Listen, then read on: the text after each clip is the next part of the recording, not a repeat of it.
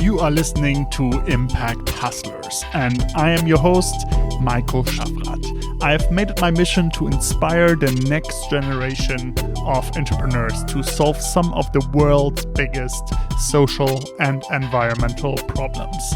And for this reason, I am speaking to some of the best entrepreneurs out there who are solving problems such as food waste, climate change, poverty, and homelessness. My goal is that Impact Hustlers will inspire you either by starting an impact business yourself, by joining the team of one, or by taking a small step, whatever that may be, towards being part of the solution to the world's biggest problems.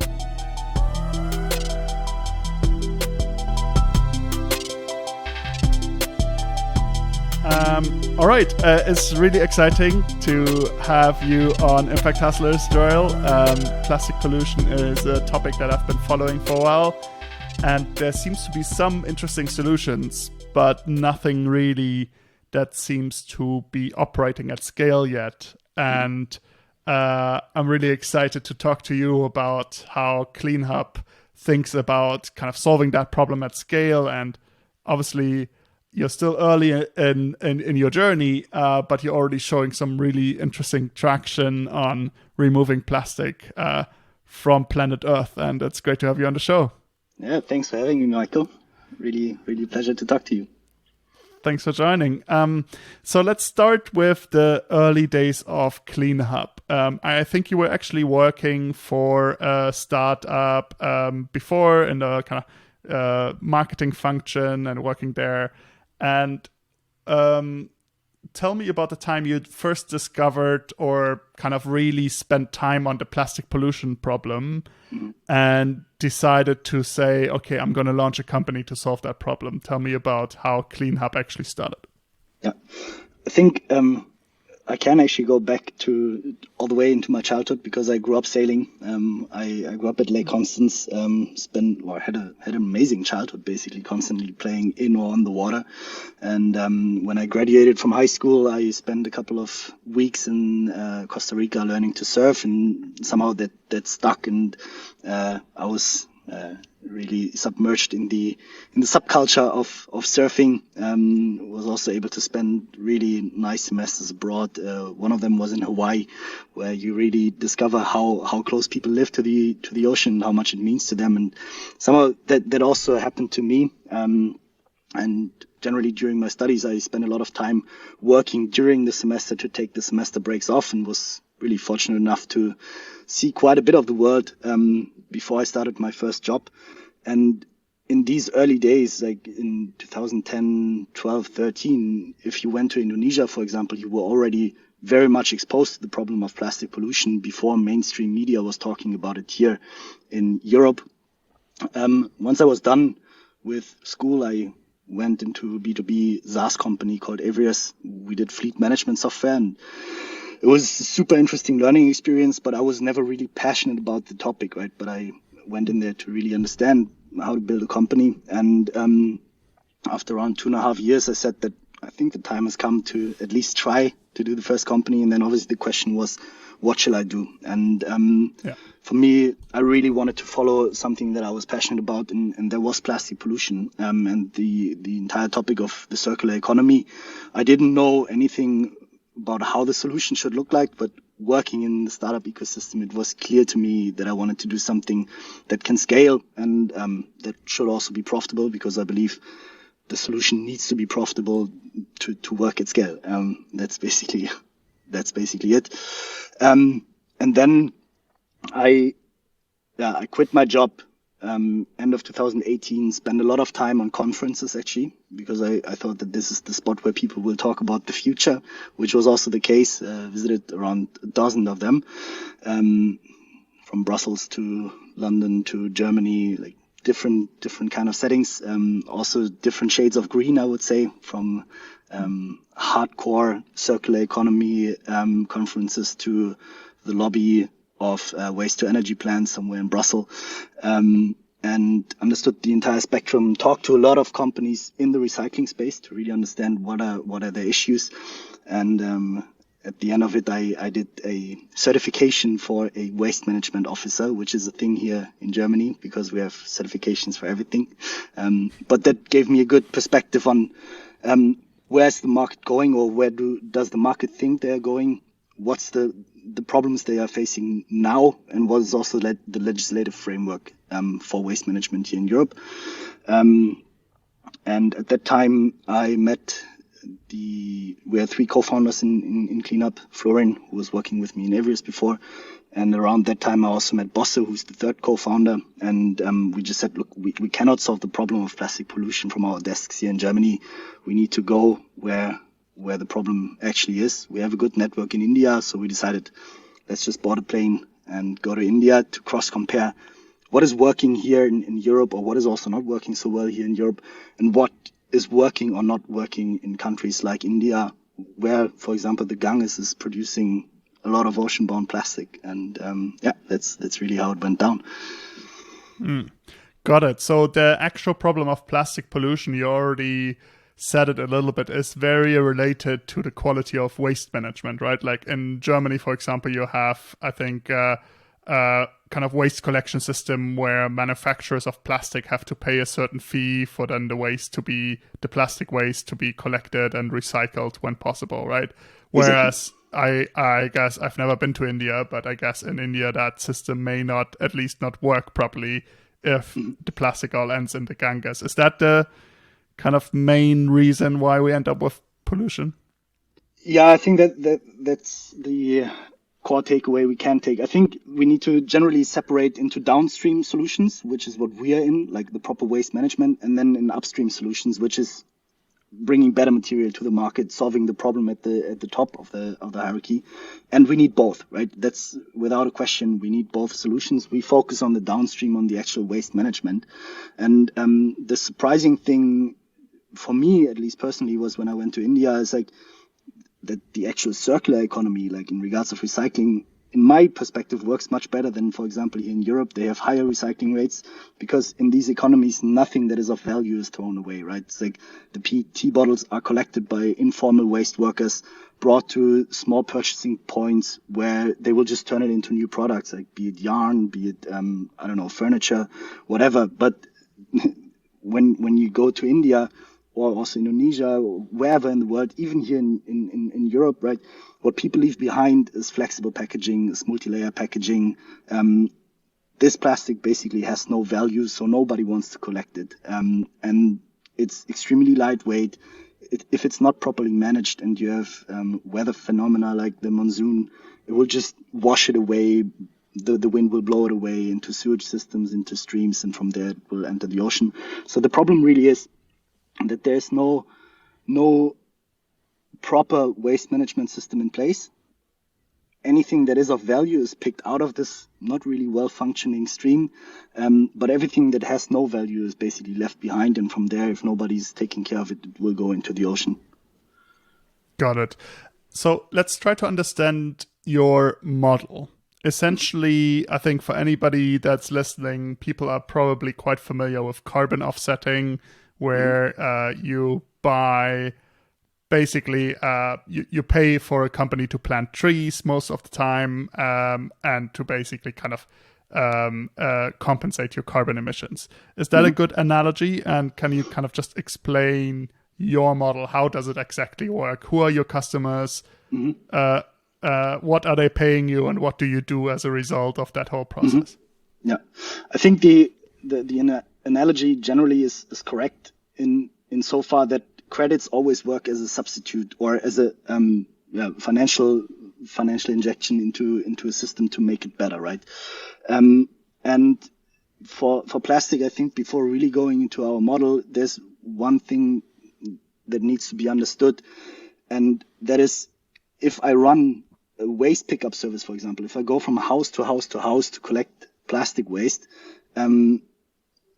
I do receive some items that I can sell, but the majority of waste that I'm getting has no value.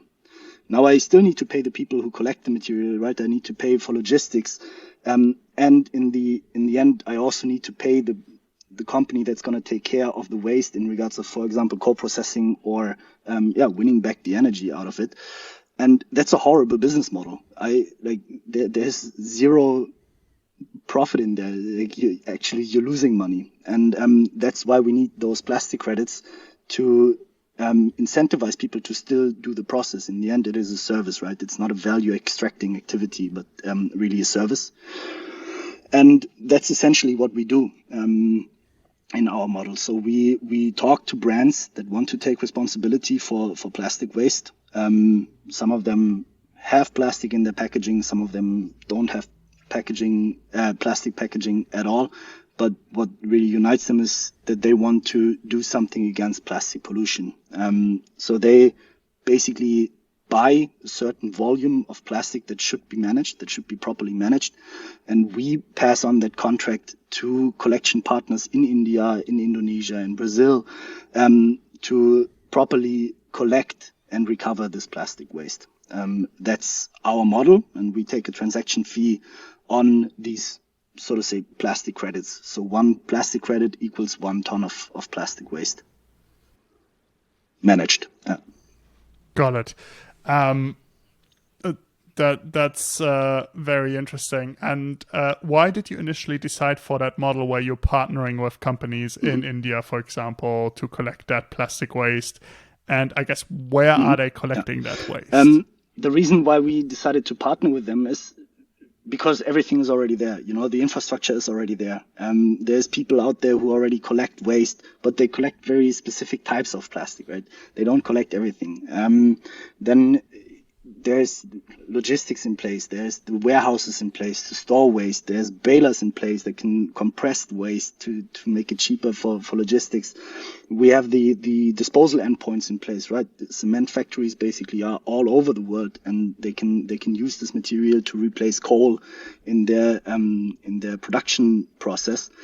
But someone needs to pay for the process. And that's really what we discovered and said, you know, we don't need to invest into infrastructure. We need to make sure that the service of collecting this plastic waste is paid for. And this is why we decided to partner with organizations that are collecting plastic.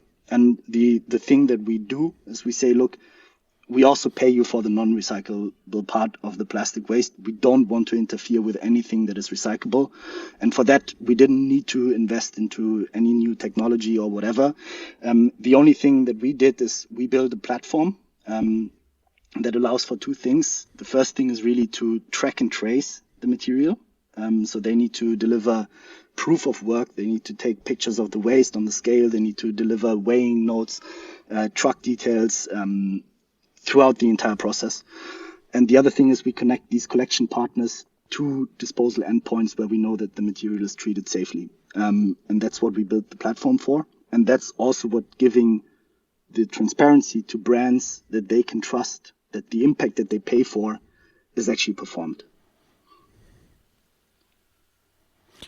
Let's zoom in on that, actually, right? So one issue, I guess, is a lot of plastic gets collected already, right? So you don't want to sell a service that's basically just paying people some additional money to collect the stuff that they collect anyways, because then you don't have an additional impact. So how is your approach on making sure that you're generating additional impact, collecting additional plastic that would otherwise never get collected? How do you do that? Yeah, we focus on one very specific material group, which is multi-layer packaging. I think the best example for that would be like your standard chips bag, where you have a metallized inlay and a plastic outlay. These materials can't be recycled in a mechanical way. And we, as I mentioned, they need to take pictures of the waste that is produced. That way we can also see that it's actually the material that we get. And we do sample testing within our reverse logistic chain to make sure that it is really the material that we asked to be collected. And for that plastic, like basically every study shows that I think the unofficial collection rate of that material is at 1%. The official is at 0, the unofficial is at 1%. And that shows a lot, right? Nobody wants to have this material, and basically whatever euro we spend on that kind of material will be additional. And that's really how we make sure that there's additionality in the collection. So we do not collect PET bottles. We do because they are already collected. We do not collect HDPE shampoo bottles. We only collect flexible packaging. And then is your focus on preventing ocean plastic specifically? And if so, how do you make sure, how do you focus on that? Do the collection companies kind of focus on rivers and oceans, or on where does the plastic actually get picked up? Yeah. In an ideal world, every single household would be connected to a managed waste service. Someone like or at least like I grew up, where the waste bin in front of our house, the workers come once a week, pick it up, and that way the material doesn't end up in the environment in the first place. And that's the kind of system that we want to incentivize. Quite frankly, this is sometimes a bit difficult in communication because it's not as sexy, so to say, as picking up a bottle out of the ocean, but it is what needs to happen. Because, if I spend €1 on such a process, it should be the most efficient way. I want to recover the plastic in the most efficient way, so to say, that I can collect more, right? That's where we should get. And household collection is the most efficient way. It doesn't make sense to throw it in the environment and then pay someone to pick it out from the environment. So that's our number one priority. So we do specifically incentivize household collections. However, we also see the need to pay for certain infrastructure interventions, like, for example, river barriers. So we do have partners that also collect plastic out of rivers to make sure that it is treated safely, because there is this massive inflow, and we just need to make sure that we intercept at the right points. What we as a company don't do is we don't really pay a premium for material that is recovered from the ocean or that is recovered from the rivers. But with our partners, we have we're still a startup, so prices do range slightly, but we try to pay a very standardized fee and then let the partners work with that, right? And then it's up to them to decide, okay, I get X amount of money for a ton of non-recyclable plastic waste. What is the most efficient way for me to get to this material? So we take a very market-based approach to the problem. Huh? That's great. I guess there's a few kind of prominent startups out there and solutions, like, for example, the Ocean Cleanhub is probably one that received a lot of kind of public attention that's focused on, and that's great. I think they kind of brought that whole topic of plastic pollution to the mass attention, which is great. And I think it's a great company and great ambitious goals as well that they're pursuing with basically collecting plastic in a tech-driven way from rivers and oceans directly, right?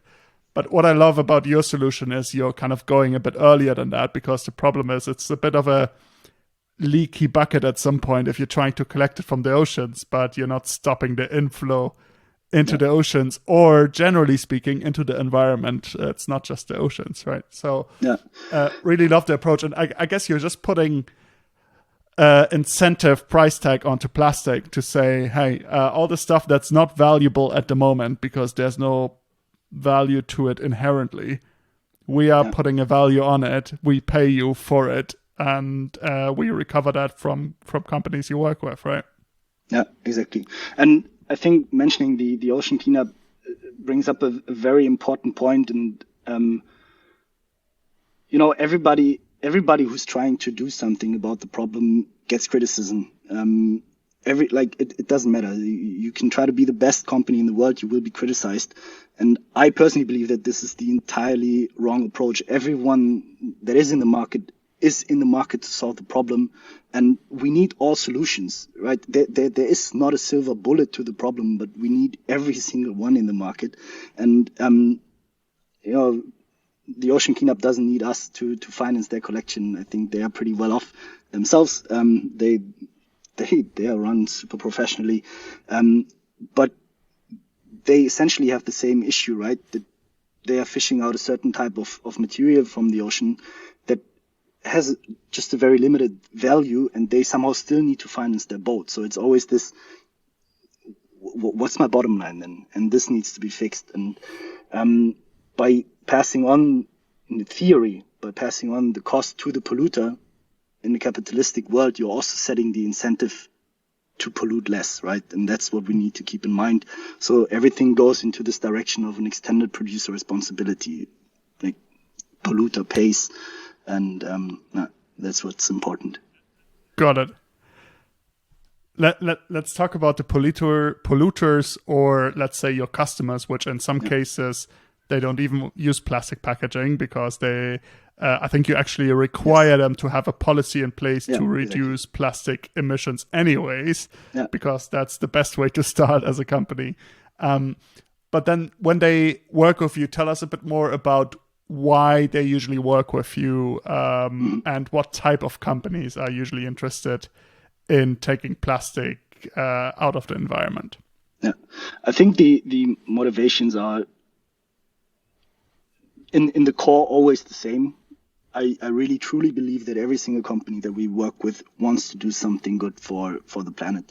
I don't really believe in the fact that there's people out there who really want to do harm to the planet, which might sound super naive, but in the end, that's just my belief that keeps me going. And that's the core motivation. And then, there are industries where there is just no way around plastic. In certain applications, you are, for example, not allowed to use recycled plastic for hygiene reasons, especially in food. Then in other cases, if companies really do their life cycle assessment of the packaging and of the entire process of what they do, plastic might be the most sustainable option, right?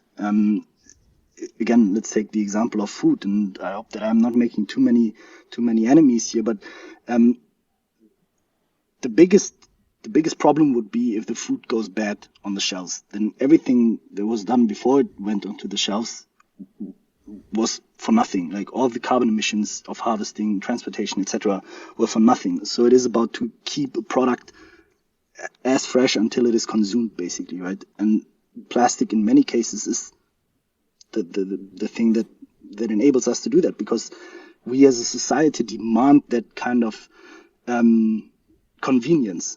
And it is a complex world, right? And if basically at some point you can decide as a company, I'm not going to use plastic at all anymore, which might mean for me as a company that I need to go out of business, and then someone else is going to pop up and do the exact same thing again. So what I don't want to kind of protect any kind of company to say we will not work on our packaging. However, in some cases, I would also like to ask the consumer to at least give the companies a chance to explain why they decide in certain ways. I think that's what consumers should do.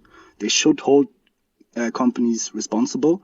They should ask for reasons, but also give them the chance to explain themselves. Got it. And yeah. I think for these companies that really did the math, that looked at the options, what can I do, what can't I do, what works in the specific market that I'm working in, right? It's like if you work with a biodegradable plastic, for example, that is not accepted in every single composting unit, not across the UK, not across Germany, and you might actually do harm to the actual recycling stream in the market that you're in. So you have to look at these things from a lot of different perspectives. It is always complex. And again, I can only encourage every single consumer to demand for information from the brands that they're working with. And if there's no other option, then we come in basically and give companies the chance to say, look, we know that we are not perfect. We know there's currently no better alternative to that. The best that we can do is basically then to say, okay, at least I'm making sure that definitely 100% of the plastic that I put out there will be recovered on a net balance, so to say. Great. I want to dive a bit deeper on you building Cleanhub and some of the challenges in your journey and kind of your journey in general, and zoom in on that. So I think what you've done, if I summarize that, you've built like a really interesting economical system and platform for companies to compensate their plastic emissions or have a net positive impact, basically, where almost kind of each product they sell kind of takes plastic out of the environment, ideally, right? and you have a network of partners that is actually collecting the plastic. You have ways of certifying that the plastic is actually getting collected. So it's quite a bit of a complex system of a lot of moving parts. If we go back to day one, you wanting to solve this problem, knowing some people in India, and you're like, okay, maybe that's one avenue to go down. Like, since that day, what's been like the hardest part of like making all these puzzle pieces fit together and then also sell that as a product to companies? Yeah. I mean, for me personally, the most difficult thing was I was in Mumbai to basically close our first partnership on the ground when Germany closed its borders due to COVID. And I was on one of the last planes back to Germany. And suddenly we had to operate in a country where I have no cultural background of operating, right? It's like every country is always slightly different in the practices. And however, we had people that we could trust in India. And then we had to build this entire thing completely remote. And at the same time, we're fundraising. I'm very happy that our investor put the trust in us and says, like, I know you can get this done. And everybody was extremely supportive from our investor side as well. And that there was in the beginning a bit of a shock, right? Because also India, for example, was is again extremely hit by COVID. Operations were down. Nobody really knew where things are going.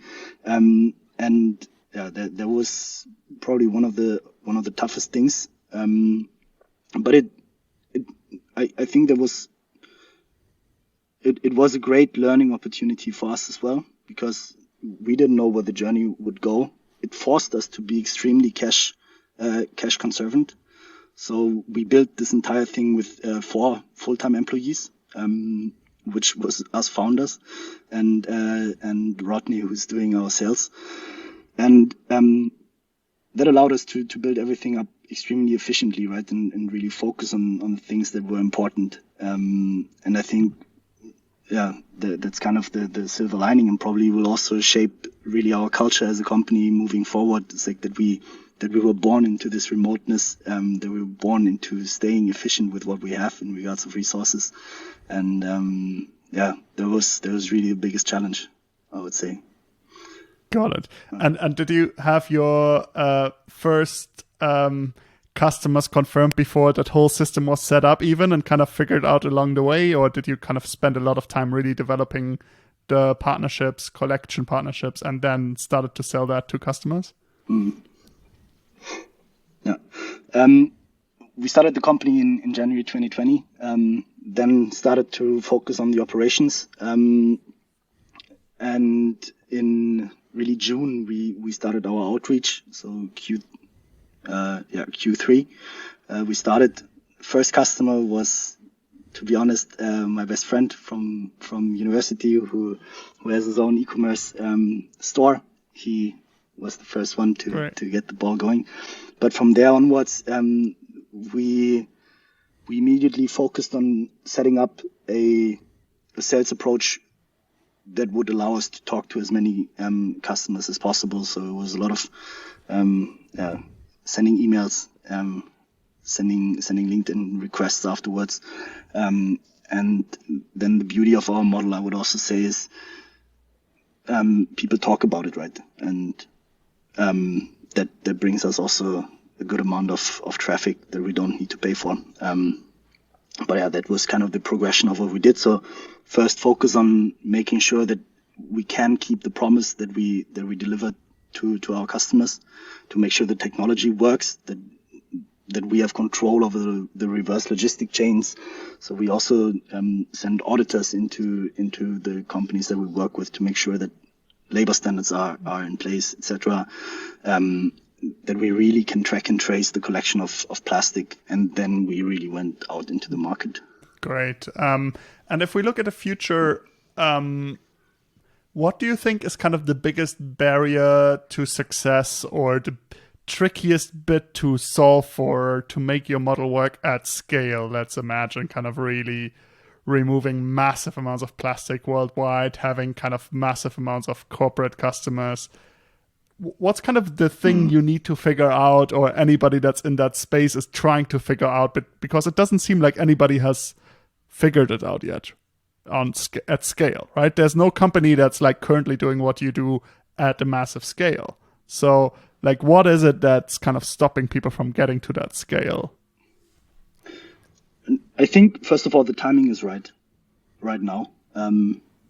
People are very, very much on top of what's going on. So I do believe that the timing just wasn't maybe right in the past for models like that. I really do believe, and we see that with our customers, that consumers really appreciate when companies take responsibility, when companies are also transparent about how they conduct business.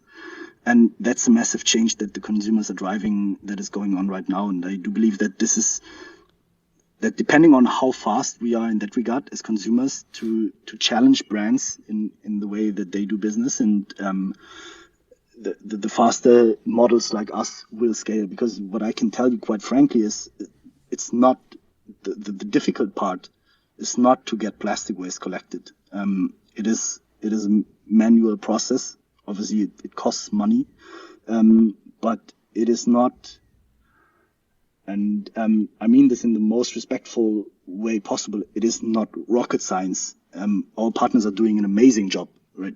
Absolutely. And I have so much respect for everyone who's working in the industry and who's been working in this industry for the past 30, 40 years, and nobody really cared about what they were doing. And only now it comes to the surface of, oh my God, there's something going on.